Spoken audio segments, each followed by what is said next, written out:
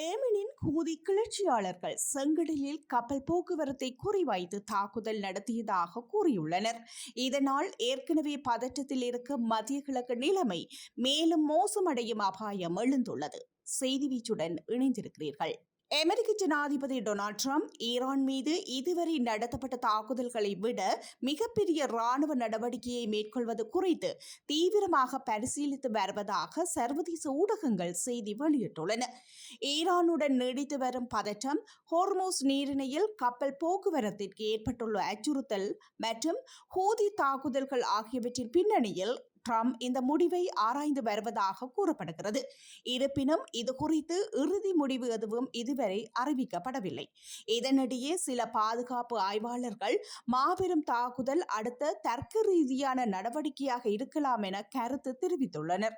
ஆனால் இது அரசாங்கத்தின் அதிகாரப்பூர்வ நிலைப்பாடு அல்ல, குறிப்பிட்ட ஆய்வாளர்களின் மதிப்பீடாக மட்டுமே பார்க்கப்படுகின்றது.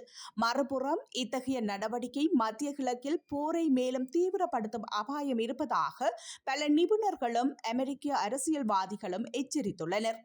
அமெரிக்க காங்கிரசிலும் ஈரானுக்கு எதிரான ராணுவ நடவடிக்கைகளை கட்டுப்படுத்த வேண்டும் என்ற கோரிக்கைகள் வலுப்பெற்றுள்ளது. இதனிடையே ஈரான் தனது எச்சரிக்கையை ஏற்கவில்லை என்பதால் அந்த நாட்டின் மீது மிகப்பெரிய தாக்குதலை நடத்துவது குறித்து பரிசீலித்து வருவதாக அமெரிக்க ஜனாதிபதி டொனால்ட் ட்ரம்ப் தெரிவித்துள்ளார்.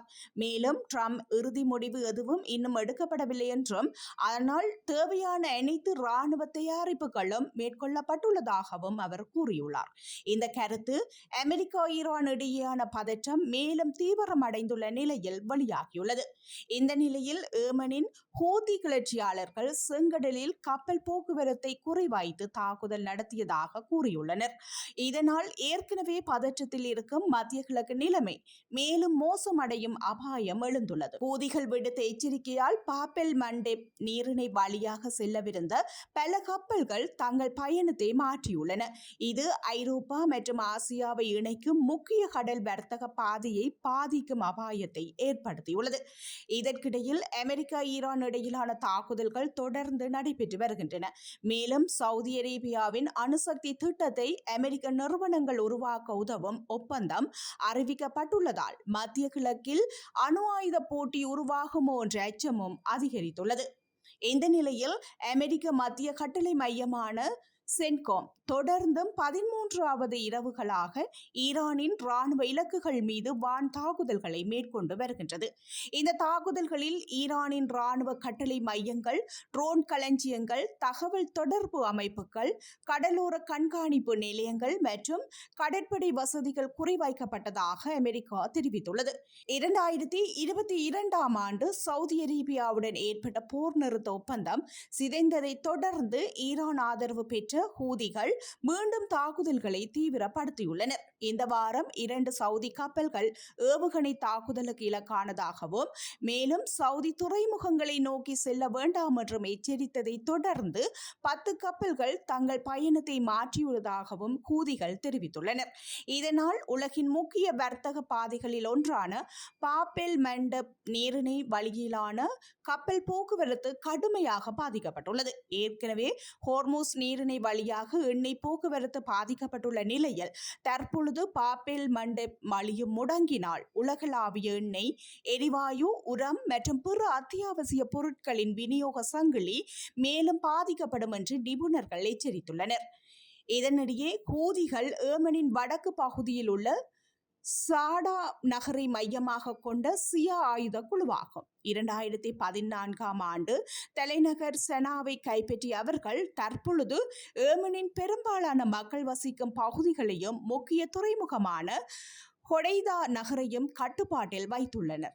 2015 முதல் சவுதி அரேபியா தலைமையிலான கூட்டணி ஹூதிகளுக்கு எதிராக போர் நடத்திய போதும் அவர்கள் சரணடையவில்லை. பல ஆண்டுகளாக நீடித்த வான்வழி தாக்குதல்களையும் தாண்டி ஹூதிகள் தங்கள் நிலையை உறுதிப்படுத்திக் கொண்டனர். அமெரிக்க ஜனாதிபதி டொனால்ட் ட்ரம்ப் ஹூதிகளை நாங்கள் சமாளிப்போம் என்று தெரிவித்திருந்தாலும் ராணுவ நடவடிக்கைகள் மட்டும் இந்த பிரச்சினைக்கு தீர்வாக அமையவில்லை என்றும் ஆய்வாளர்கள் கூறுகின்றனர். இது இவ்வாறு இருக்க காசா போர் தற்பொழுது போர் நிறுத்த நிலையில் இருந்தாலும் அங்கு இன்னும் வன்முறைகள் தொடர்கின்றன. லெபனானில் இஸ்ரேல் ஹிஸ்புல்லா மோதலுக்கும் தற்காலிகமாக நிறுத்தப்பட்டுள்ளது. ஆனால் தற்பொழுது பாரசீக வளைகுடா மற்றும் அரேபிய தீபகற்பம் பகுதிகளில் பதற்றம் அதிகரித்து வருகின்றது. இதனிடையே அமெரிக்கா ஈரான் இடையிலான மோதல் நீடிப்பதாலும் ஹோர்மோஸ் மற்றும் பாபெல் மண்டப் ஆகிய இரு முக்கிய கடல் வழிகளும் பாதிக்கப்படுவதாலும் உலக பொருளாதாரத்திற்கும் சர்வதேச வர்த்தகத்திற்கும் கடுமையான விளைவுகள் ஏற்படலாம் என நிபுணர்கள் எச்சரிக்கின்றனர். மேலும் சவுதி அரேபியாவின் அணுசக்தி திட்டம் எதிர்காலத்தில் மத்திய கிழக்கில் அணு ஆயுத போட்டியை தூண்டக்கூடும் என்ற அச்சமும் நிலவுகின்றது.